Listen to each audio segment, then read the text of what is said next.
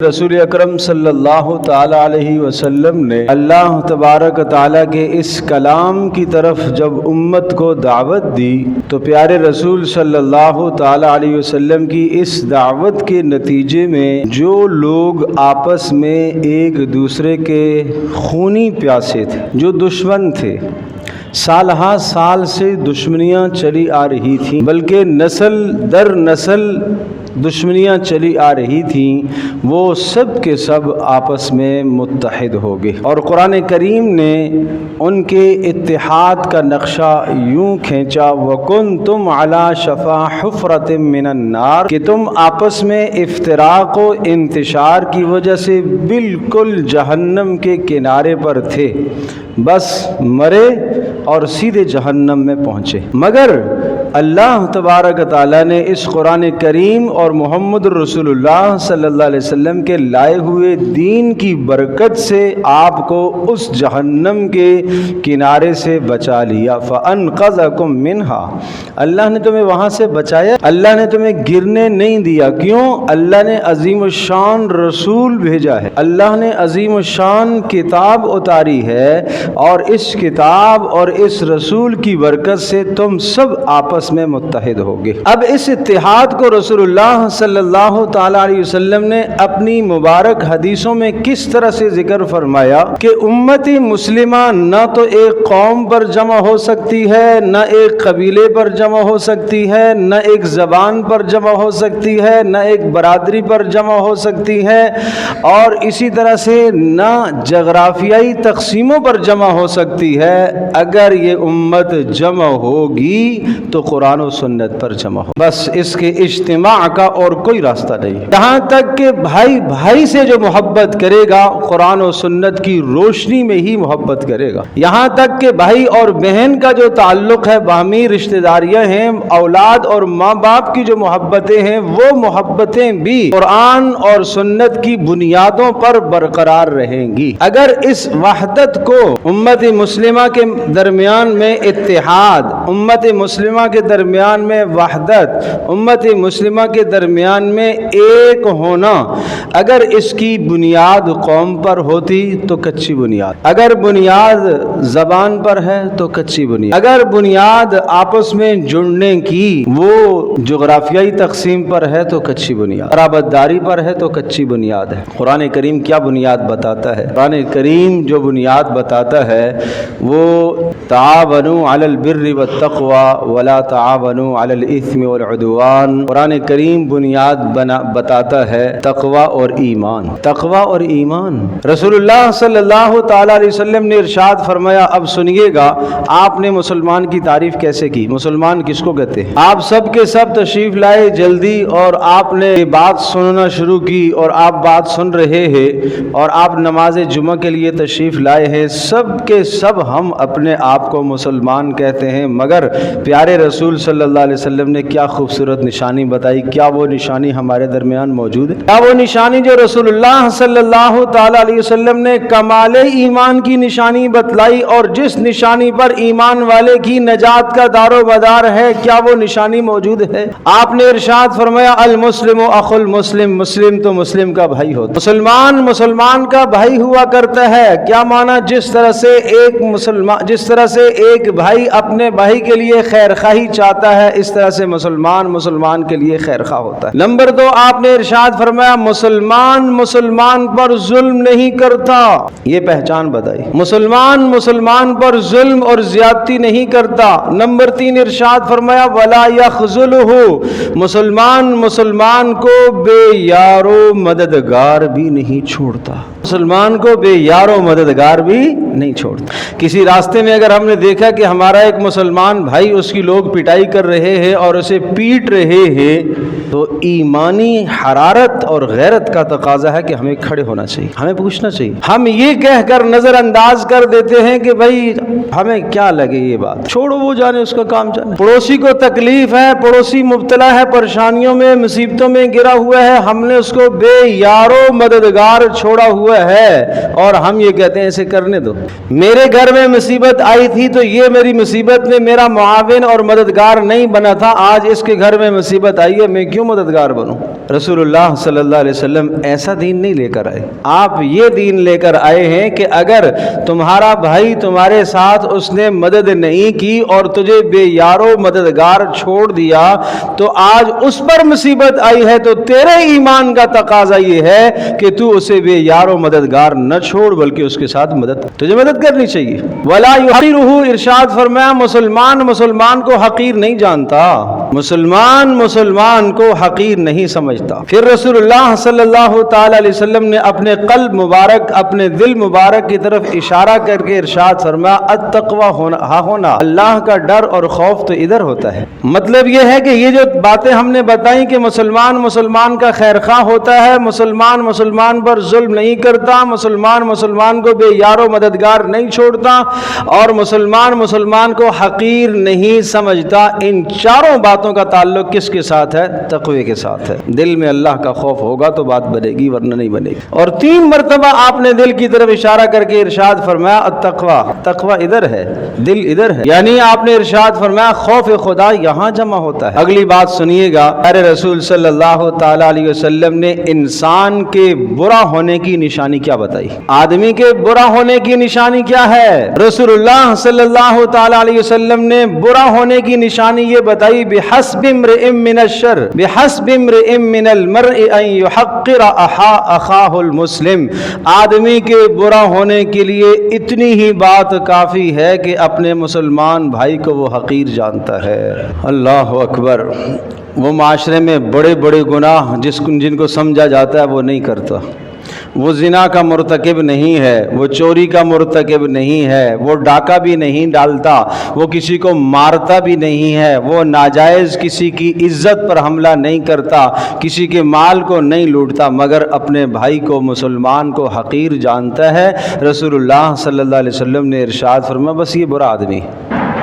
آپ نے کیا سمجھا کہ برائی کے لیے کوئی بہت بڑے گناہ کرے گا تو برا ہوگا؟ نہیں، برائی کے لیے بس اتنا ہی کافی ہے کہ اپنے مسلمان بھائی کو حقیر جان رہا ہے. اپنے مسلمان بھائی کو جو مال میں اس سے کمزور ہے، طاقت میں اس سے کمزور ہے، مرتبے میں اس سے کمزور ہے، اس کو حقیر سمجھ رہا ہے. یہ حقیر سمجھنا ہی کافی ہے اس کے لیے، یہ برا ہونے کے لیے کافی ہے.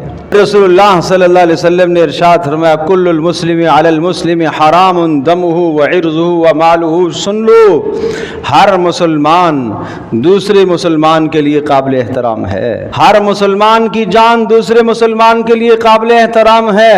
ہر مسلمان کا مال دوسرے مسلمان کے لیے قابل احترام ہے، اور ہر مسلمان کی عزت دوسرے مسلمان کے لیے بھی قابل احترام ہے. کوئی کسی کو ذلیل کرے یہ مومن کی شان نہیں، کوئی کسی کو معاشرے میں بدنام کرے یہ مومن کی شان، مومن ایسا نہیں کرتا، نہ مومن کی یہ شان نہیں. کوئی کسی کو ذلیل اور رسوا کرے نہیں، مومن کی یہ شان نہیں ہے. کوئی کسی کو حقیر جانے نہیں، جی مومن کی یہ شان نہیں ہے. رسول اللہ صلی اللہ علیہ وسلم جو تعلیمات لے کر آئے، پیارے نبی صلی اللہ علیہ وسلم جو دین لے کر آئے، اس دین میں اس بات کی گنجائش نہیں ہے. اس میں اس کی گنجائش نہیں ہے کہ میں نمازی بھی ہوں، میں تہجد گزار بھی ہوں، میں روزے دار بھی ہوں، میں قرآن کی تلاوت بھی کرنے والا ہوں، راتوں کو قیام بھی کرتا ہوں، مگر مسلمان کو حقیر جانتا ہوں. فرمایا برا آدمی ہے، برا آدمی ہے. یہ مسلمان پر زیادتی کرتا ہے، برا آدمی ہے. مسلمان کو بے یار و مددگار چھوڑتا ہے، برا آدمی ہے. مشکل میں مددگار نہیں بنتا، یہ برا آدمی ہے. اللہ ہم سب کی حفاظت فرمائے. پیارے رسول صلی اللہ تعالی علیہ وسلم نے یہ ہمیں بنیاد بتائی ہے کہ اسلامی وحدت قائم ہوگی، باہمی وحدت اور محبتیں قائم ہوں گی اسلام کی بنیاد، تقوی کی بنیاد، اللہ کے ڈر کی بنیاد، اللہ کے خوف کی بنیاد پر. یا ایھا الناس انا خلقناکم من ذکر و انثی وجعلناکم شعوبا وقبائل لتعارفوا. اے لوگو، سب انسانوں کو خطاب کیا سورۃ الحجرات میں، انا خلقناکم من ذکر و انثی، تم سب کو مرد عورت سے ہم نے پیدا کیا، وجعلناکم شعوبا، اور ہم نے تمہارے قبیلے بنائے اور قبیلوں کی شاخیں بنائیں. یہ سب کچھ ہم نے کیوں کیا؟ لتعارفوا، تاکہ آپس میں تعارف رہے. یہ قوم ہونا، یہ قبیلہ ہونا، فلاں برادری سے تعلق ہونا، فلاں قوم سے تعلق ہونا، یہ برتری کی بنیاد نہیں ہے. یہ اوپر ہونے کی بنیاد نہیں ہے، یہ بلندی کا معیار نہیں ہے۔ ان اکرمکم عند اللہ اتقاکم، عزت مند وہ ہے جس میں سب سے زیادہ اللہ کا ڈر پایا جاتا ہو۔ سب سے زیادہ عزت مند وہ ہے جس میں سب سے زیادہ اللہ کا ڈر پایا جاتا ہو۔ سب سے زیادہ بڑا کریم انسان وہ ہے، اکرم، کرم کرنے والا، کریم انسان، شریف انسان، اچھا انسان وہ ہے جس کی زندگی میں خوف خدا موجود ہو، جو اپنے بھائی پر ظلم کرنے سے بچتا ہو، جو اپنے بھائی پر ہاتھ دراز اور لمبا کرنے سے بچتا ہو، جو اپنے بھائی پر اس کی عزت لوٹنے سے بچتا ہو۔ یہ ہے سب سے بلند ترین آدمی۔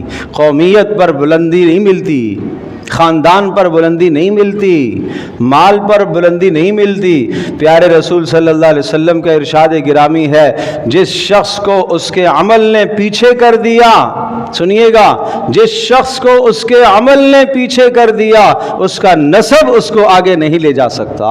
صاف صاف آپ نے اعلان فرمایا کہ جو اپنی بداعمالیوں کی وجہ سے، جو اپنے گناہوں کی وجہ سے معاشرے میں بگڑا ہوا انسان ہے، وہ عالی النسب بے شک ہو، اعلیٰ اس کا نسب ہو، نسب اس کو آگے نہیں لے جا سکتا، اس لیے کہ آگے بڑھنے کا دار و مدار اعمال ہے۔ پیارے رسول صلی اللہ تعالیٰ علیہ وسلم جو زندگی لے کر آئے، آپ نے یوں اتحاد کی بات فرمائی کہ امت مسلمہ میں یوں اتحاد ہو جائے۔ چنانچہ رسول اللہ صلی اللہ علیہ وسلم نے ایسا اتحاد قائم فرمایا۔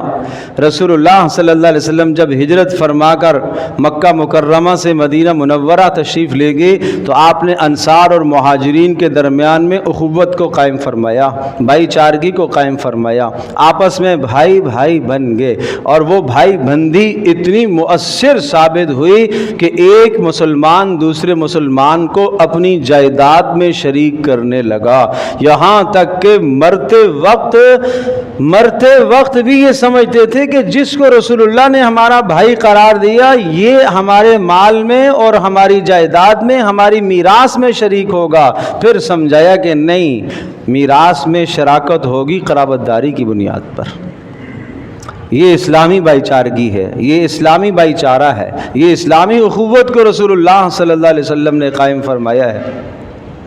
پھر پیارے رسول صلی اللہ تعالیٰ علیہ وسلم نے کیا شاندار مثال دی، اس امت کو ایک جگہ پر آپ نے جوڑا اور ایک کر دیا۔ انصار و مہاجرین کی تفریق کو آپ نے مٹا دیا، عربی اور عجمی کی تفریق کو آپ نے مٹا دیا، کالے اور گورے کی تفریق کو آپ نے مٹا دیا، یہ سب فرق آپ نے مٹائے۔ اور اگلا جملہ سنیے گا، یہ سب فرق مٹا کر آپ نے کیا ارشاد فرمایا، مثل المؤمنین فی توادہم و تراحمہم و تعاطفہم کمثل الجسد۔ سارے کے سارے مسلمان ایک دوسرے کے ساتھ محبت کرنے کے معاملے میں، ایک دوسرے کے ساتھ رحم کرنے کے معاملے میں، ایک دوسرے کے ساتھ نرمی کرنے کے معاملے میں کمثل الجسد، ایک جسم کی طرح ہیں، ایک جسم کی طرح، ایک جسم کی طرح ہے۔ اگلا جملہ سنیے گا، آپ علیہ السلام نے ارشاد فرمایا، اذ اشتکا عضوا، اگر انسان کے جسم کے ایک عضو کو اگر تکلیف ہوتی ہے، ہاتھ میں اگر تکلیف ہے، تو رسول اللہ صلی اللہ علیہ وسلم نے ارشاد فرمایا، تدالع سائر جسدہ، سارا کا سارا جسم اس کے لیے پریشان ہوتا ہے، اور ساری رات بے خوابی سے گزرتی ہے، بخار سے گزرتی ہے، پریشانی سے گزرتی ہے۔ کیا ہوا جی؟ آج رات کو میری ٹانگ میں بڑا درد تھا، میں سو نہیں سکا۔ یا خدایا، ٹانگ میں درد تھا تو سو نہیں سکا، سو جاتا بھائی، کیا مسئلہ تھا؟ آنکھ میں تو درد نہیں تھا۔ ایک آدمی کہتا ہے آج مجھے آنکھ میں درد ہے، میں کام پر نہیں جا سکتا۔ ارے بھائی کیا مسئلہ ہے؟ آنکھ پر درد ہے، آنکھ میں درد ہے نا، ہاتھ میں درد تو نہیں ہے۔ کوئی آدمی یہ اس کو نہیں کہہ سکتا، کیونکہ جسم کا ایک عضو متاثر ہوتا ہے تو سارا جسم کیا ہوتا ہے؟ متاثر ہوتا ہے۔ تو پیارے رسول صلی اللہ علیہ وسلم نے یوں مثال سے سمجھایا کہ اگر ایک مسلمان پریشان ہو تو ساری امت مسلمہ کو اس کے پیچھے پریشان ہونا چاہیے، بس۔ اگر ایک مسلمان غم زدہ ہے تو پوری امت مسلمہ اس کے پیچھے غم زدہ ہو۔ ایسا آپ نے رشتہ اور ناطہ قائم فرمایا۔ مشرق میں اگر ایک مسلمان ظلم کا شکار ہے، مظلوم بنا ہوا ہے، مغرب میں بیٹھا ہوا ایک آدمی مسلمان ہے، اسے اپنے اس مشرقی مسلمان بھائی کی وجہ سے غمزدہ ہونا چاہیے، اسے اس کی مدد کرنے کی حتی الامکان کوشش کرنی چاہیے۔ جو ممکن بن سکے، جان سے، مال سے، زبان سے، جو ممکن بن سکے وہ مدد کرے۔ اگر نہیں کرے گا تو ایسی ہی مثال ہے جیسا کہ پیر میں درد ہے تو سارا کا سارا جسم اس کا پریشان نہیں ہے، حالانکہ پریشان ہوتا ہے۔ یوں رسول اللہ صلی اللہ علیہ وسلم نے امت مسلمہ کو جوڑ کر آپ نے سمجھایا، اور ایک حدیث میں آپ نے ایک ہاتھ کی انگلیوں کو دوسرے ہاتھ کی انگلیوں میں یوں آپ نے تداخل فرمایا، اور آپ نے ارشاد فرمایا یشد بعضہ بعضا، اس کی امت مسلمہ کی مثال ایک دیوار کی جیسی ہے۔ ایک دیوار میں جتنے بھی بلاک لگے ہوئے ہوتے ہیں، اینٹیں لگی ہوئی ہوتی ہیں، ہر اینٹ دوسری اینٹ کو مضبوط کر رہی ہوتی ہے۔ امت مسلمہ کا ہر فرد دوسرے کو مضبوط کرے گا۔ امت مسلمہ کا ہر فرد دوسرے فرد کو، اپنے مسلمان بھائی کو مضبوط کرے گا، مالی اعتبار سے، جانی اعتبار سے، زبانی اعتبار سے، جہاں ممکن کوشش ہوگی وہ اسے مضبوط کرے گا۔ ذرا اپنی زندگی کا احتساب کرتے ہیں، اپنے گرد و نواح کا ہم جائزہ لیتے ہیں کہ ہم کیا کر رہے ہیں۔ میں بات بہت دیگر ممالک کی نہیں کر رہا، اس وقت میں بات اپنے محلے کی، اپنے پڑوس کی کر رہا ہوں۔ ہر آدمی اپنے اڑوس پڑوس میں ذرا جھانکے اور دیکھے، اور اپنے گریبان میں جھانکے کہ میرا کیا رویہ ہے میرے پڑوسیوں کے ساتھ، میرے ساتھ کاروبار کرنے والے کا میرا کیا رویہ ہے، میرے ساتھ دکان کرنے والے کا رویہ کیسا ہے میرا اس کے ساتھ، میرا اپنے گھر کے اندر والدین کے ساتھ رویہ کیسا ہے، اولادوں کے ساتھ رویہ کیسا ہے، بیوی کے ساتھ رویہ کیسا ہے، بیوی کا شوہر کے ساتھ رویہ کیسا ہے، کس طرح سے ہم گھر میں زندگی گزار رہے ہیں۔ پیارے رسول صلی اللہ تعالی علیہ وسلم اتنا خوبصورت دین لے کر آئے، اور آن حضرت صلی اللہ تعالی علیہ وسلم نے بار بار امت مسلمہ کو ایک ہونے کی تاکید فرمایا۔ آپ نے ایک ہونے کی دعوت دی، ایک ہونے کی تاکید فرمائی۔ اور پھر رسول اللہ صلی اللہ تعالی علیہ وسلم نے ایک حدیث میں اتنی سختی ارشاد فرمائی، اتنے سخت کلمات ارشاد فرمائے، آپ سنیے گا ذرا۔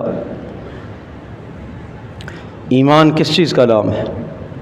ایمان صرف نماز پڑھ لینے کا نام نہیں ہے، ایمان صرف روزہ رکھنے کا نام نہیں ہے، ایمان ارکان خمسہ، 5 ارکان کو پورا کر لینے کا نام ایمان نہیں ہے، قرآن کریم کی تلاوت کر لینے کا نام ایمان نہیں ہے۔ رسول اللہ صلی اللہ تعالی علیہ وسلم نے قسم کھائی، واللہ لا یؤمن،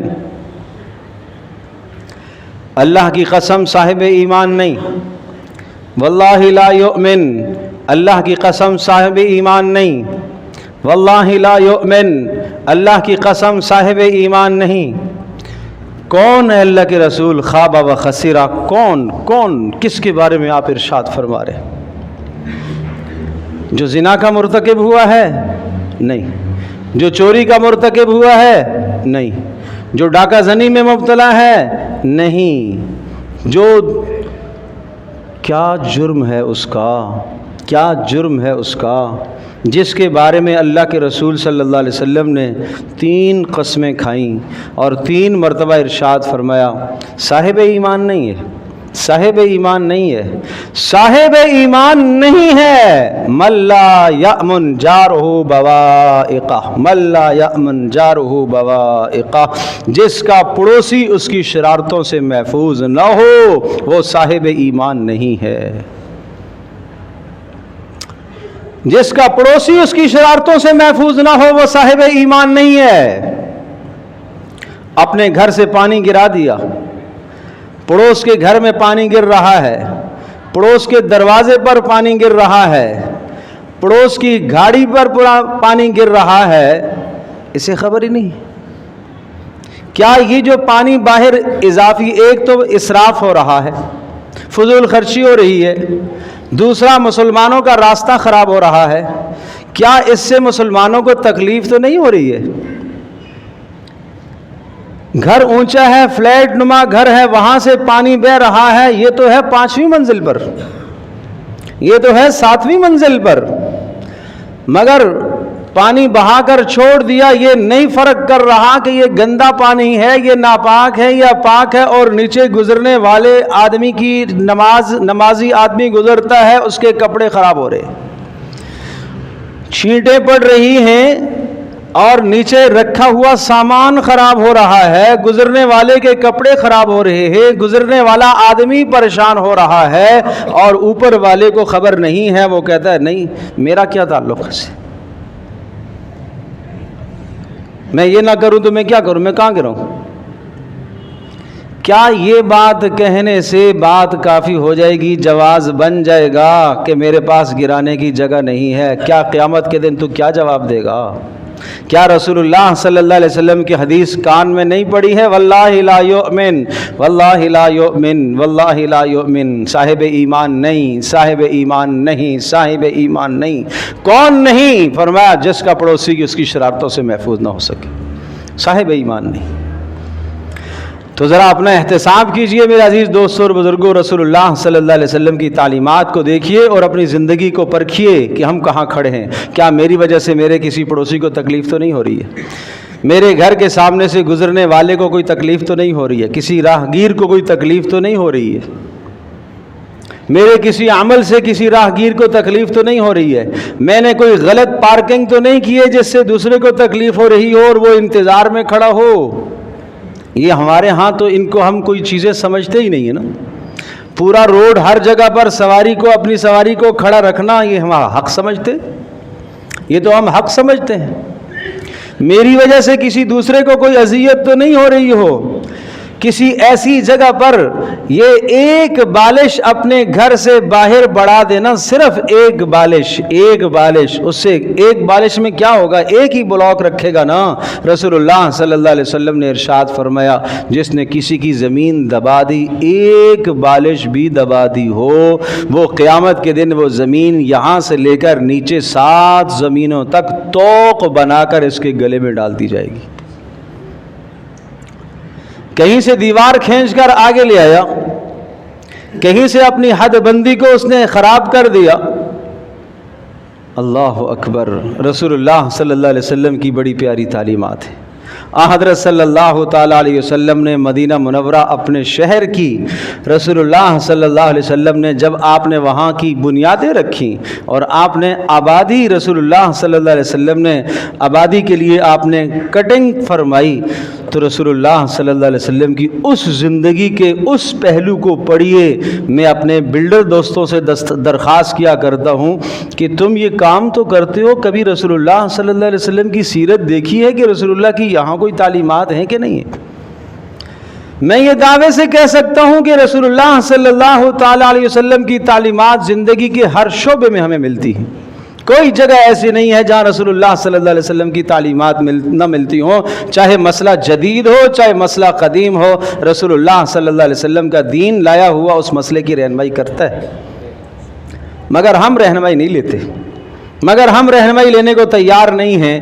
اسی طرح سے ایک اور روایت میں رسول اللہ صلی اللہ علیہ وسلم نے اور سختی سے ارشاد فرمایا، وہ شخص بھی صاحب ایمان نہیں ہے جو رات کو پیٹ بھر کر سوئے اور اس کے پڑوس میں اس کا پڑوسی بھوکا سو رہا ہو، اس کے پڑوس میں اس کا پڑوسی بھوکا سو رہا ہو اور یہ پیٹ بھرا ہوا ہے، اس کو نہیں خیال آیا؟ پھر رسول اللہ صلی اللہ تعالیٰ علیہ وسلم نے ایک بات ارشاد فرمائی، باہمی محبت کیسے پھیلے گی؟ آپ نے ارشاد فرمایا لن تدخلوا الجنت حتی تؤمنوا، ہرگز تم جنت میں نہیں جا سکتے جب تک تمہارے ایمان میں کمال نہ پیدا ہو جائے، اور وَلَن تُؤْمِنُوا حَتَّى تَحَابُّوا، فرمایا کہ اس وقت تک تم صاحب ایمان نہیں ہو سکتے، تمہارے ایمان میں کمال نہیں ہو سکتا یہاں تک کہ تم آپس میں محبت نہ کرنے لگ جاؤ۔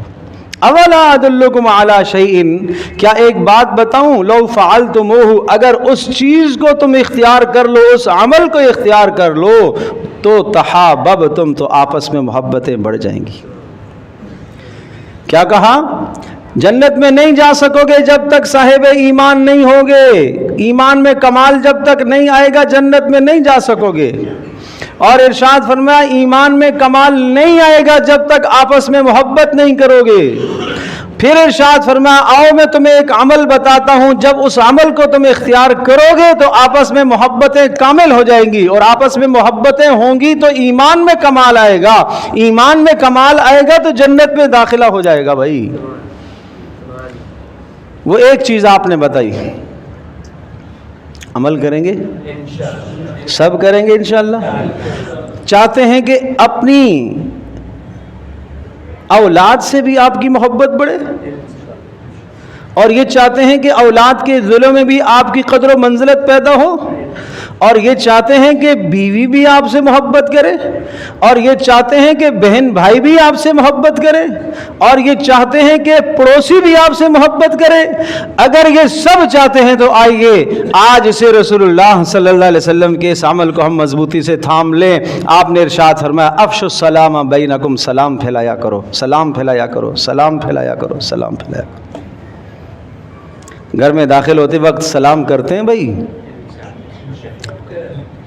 چلو کرتے ہیں، الحمدللہ الحمدللہ۔